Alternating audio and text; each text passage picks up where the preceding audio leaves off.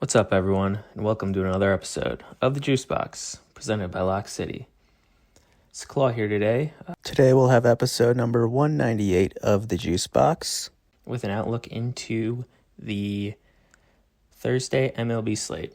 But before we get into it, just make sure if you listen and you like the picks, you like the analysis, just hit the like button wherever you listen on X, YouTube, Spotify. Follow, subscribe, do all that stuff. It's all free. So without further ado, let's get into the slate. The first game that we'll talk about is the Braves at the Phillies.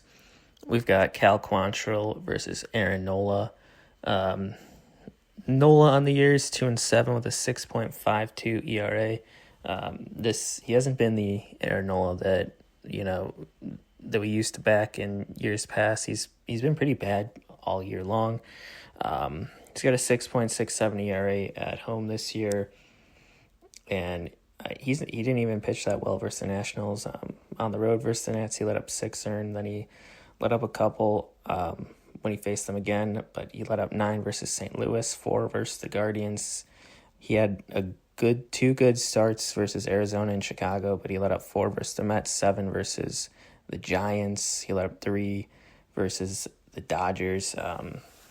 So outside of a couple starts all year, he's been kind of getting hit up for at least 3 runs almost every start. I don't know if this is the spot for him to figure it out. This Braves team has seen him a lot through the years. 294 plate appearances. They're batting .262. Slugging .480. It's decent numbers, but the Braves bats have been swinging pretty well. The last few games, they've scored 12 and 11 runs, respectively. So I think the Braves are in a spot here to score some runs. And on the other hand, we've got Cal Quantrill. He is 4-11 with a 5.51 ERA. And he just really doesn't go deep in the games here. He hasn't gone 5 innings in over a month. Now he gets a Phillies team that's coming off of getting swept by the Mets. I think this is a bad spot for Quantrill on the road. He's got a 5.74 ERA. In his last few road starts, they have not been great. At Boston, he let up 7 earned runs.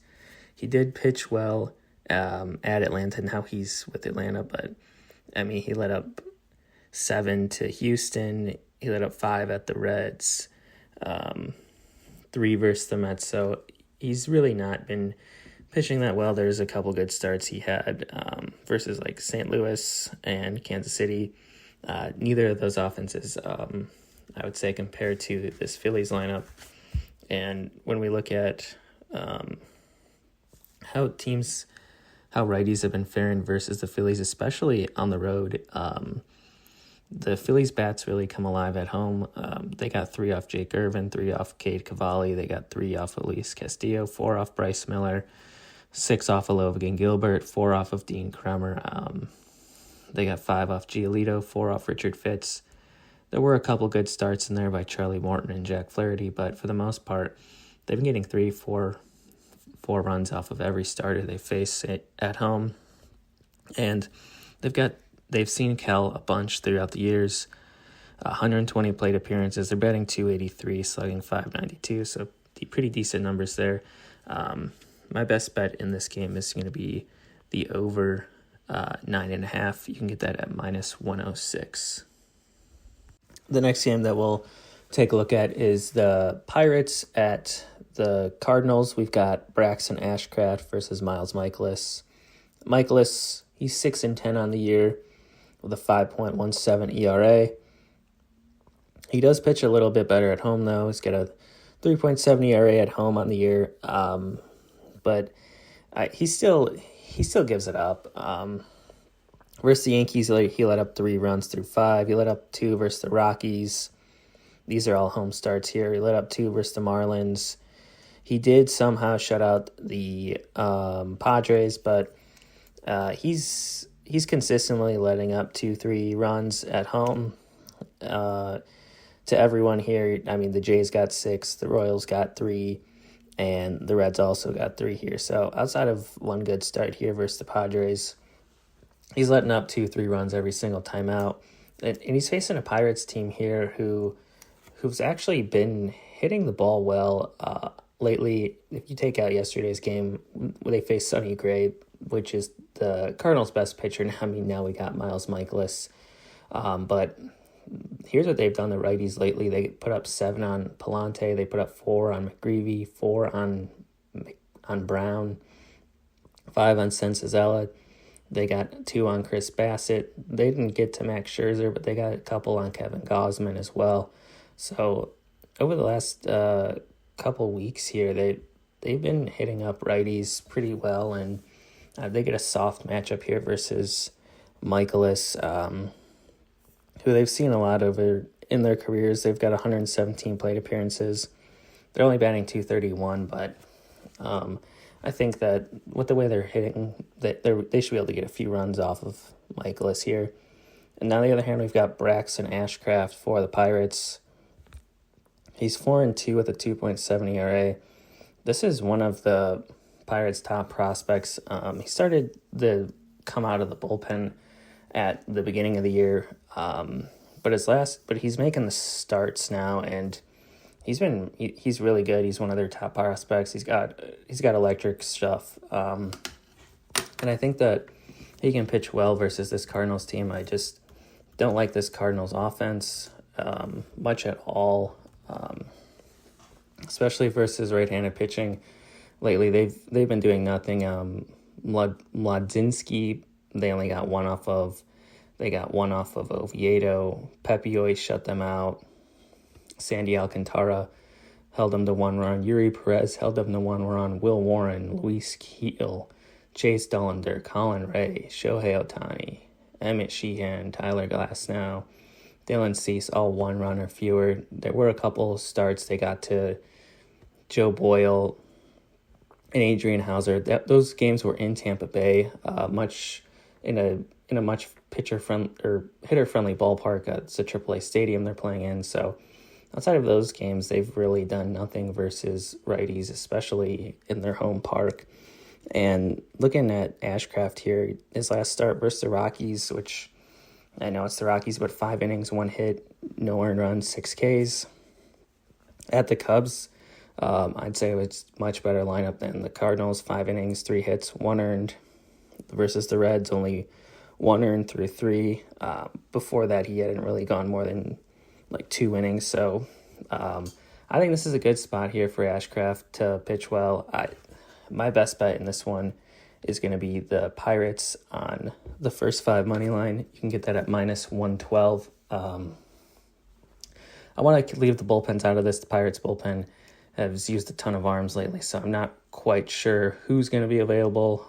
So let's just isolate the pitchers, and let's go Pirates first 5, -112.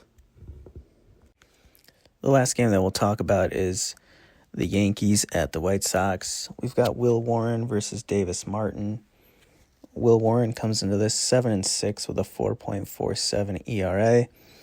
I think this is a good spot for Warren to bounce back off his last start here where he gave up 5 versus the Red Sox, but versus lesser competition. He's pitched pretty well this year. 2 earned runs through almost 7 innings versus the Twins. No earned runs versus the Rangers. 1 earned versus Philly, or 2 versus Philly, 1 versus Tampa. Only 2 versus the Cubs, 0 versus Seattle. I think that he can pitch well versus a White Sox team whose bats might have started to go a little bit cold here. They just lost 12-1 and 5-4 in their last couple games. Well, the Yankees have been red hot, especially versus these bottom tier teams like the White Sox. They've been crushing these type of teams all year long. In the series versus the Nationals, they won 11-2, 5-1, and 10-5.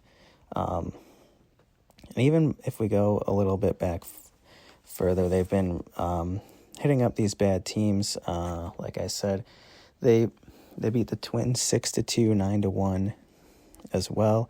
They beat the Cardinals 12-8 and 8-4.